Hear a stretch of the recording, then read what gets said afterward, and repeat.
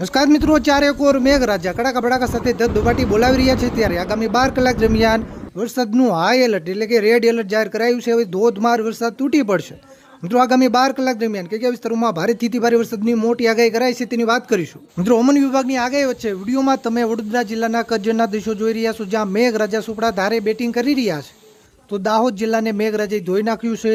ભાવનગર જિલ્લાના વિસ્તારોમાં પણ વરસાદી માહોલ છે. મહીસાગર જિલ્લો હોય, સાબરકાંઠા, બનાસકાંઠા, સુરત, બારડોલી, અમદાવાદ, ગાંધીનગર, ડભોઈ, ડાકોર, પાવાગઢ, જાંબુગોડા, નતરંગ, રાજપીપળા, તાપી, ડાંગ, કડાણા, આહવા, વઘઈ, લુણાવાડા, ધાનપુર, છોટાઉદેપુર, સાપુતારા, મહેસાણા સહિત કેટલાક વિસ્તારોમાં ધોધમાર વરસાદી માહોલ જામ્યો છે. મિત્રો, હવે આગામી 12 કલાક દરમિયાન કયા વિસ્તારોમાં કડાકા ભડાકા સાથે ભારેથી ભારે વરસાદની મોટી આગાહી કરાઈ છે તેની વાત કરીશું. પણ તે પહેલા આ વિડીયોને લાઈક કરવાનું ભૂલતા નહીં.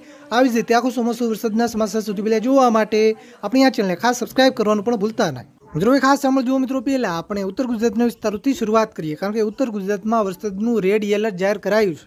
મિત્રો, આગામી 12 થી 24 કલાક દરમિયાન ઉત્તર ગુજરાતમાં ખાસ કરીને સાબરકાંઠા અને અરવલ્લી જિલ્લામાં રેડ એલર્ટ જાહેર કરાયું છે. એટલે કે આ જિલ્લાઓના કેટલાક વિસ્તારોમાં મધ્યમથી ભારે વરસાદ, એકલ દોકલ એવા ટૂંકા વિસ્તારો હોય ત્યાં ભારેથી પણ અતિભારે સુધીનો વરસાદ પડી શકે. બનાસકાંઠા, પાટણ, મહેસાણા અને ગાંધીનગર જિલ્લામાં યલો એલર્ટ છે. એટલે કે આ વિસ્તારોમાં પણ ધોધમાર વરસાદી માહોલ જોવા મળશે. આ વિસ્તારોમાં મધ્યમથી ભારે વરસાદની આગાહી કરાઈ છે. મિત્રો, કચ્છના વિસ્તારોની વાત કરીએ. કચ્છમાં ખાસ કરીને જે ઉત્તર ગુજરાતને લાગુ વિસ્તારો છે એમાં ભચાઉના વિસ્તારો હોય, રાપરના વિસ્તારો હોય, ગાંધીધામના પણ અમુક વિસ્તારોમાં વરસાદી માહોલ જામી શકે. આ વિસ્તારોમાં હળવાથી મધ્યમ વરસાદની આગાહી કરાઈ છે. મિત્રો, મધ્યપૂર્વ ગુજરાતના વિસ્તારોની વાત કરીએ તો મધ્યપૂર્વ ગુજરાતના પણ કેટલાક વિસ્તારોમાં કડાકા ભડાકા સાથે ભારે વરસાદી માહોલ જામી શકે. આગાહી પ્રમાણે ખાસ કરીને મહીસાગર, દાહોદ, પંચમહાલ, છોટાઉદેપુર, આણંદ અને ખેડા જિલ્લામાં ઓરેન્જ એલર્ટ જાહેર કરાયું છે. એટલે કે આવતી 12 થી 24 કલાકની અંદર આ વિસ્તારોમાં ધોધમાર વરસાદ પડી શકે. ભારેથી ભારે વરસાદની આગાહી કરાઈ છે.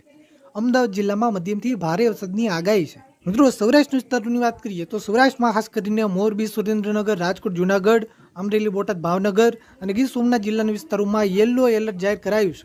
એટલે કે આ વિસ્તારોમાં આગામી 12 થી 24 કલાક દરમિયાન હળવાથી મધ્યમ વરસાદ, એકલ દોકલ એવા ટૂંકા વિસ્તારો ત્યાં મધ્યમથી લઈને ભારે સુધીનો વરસાદ પણ પડી શકે.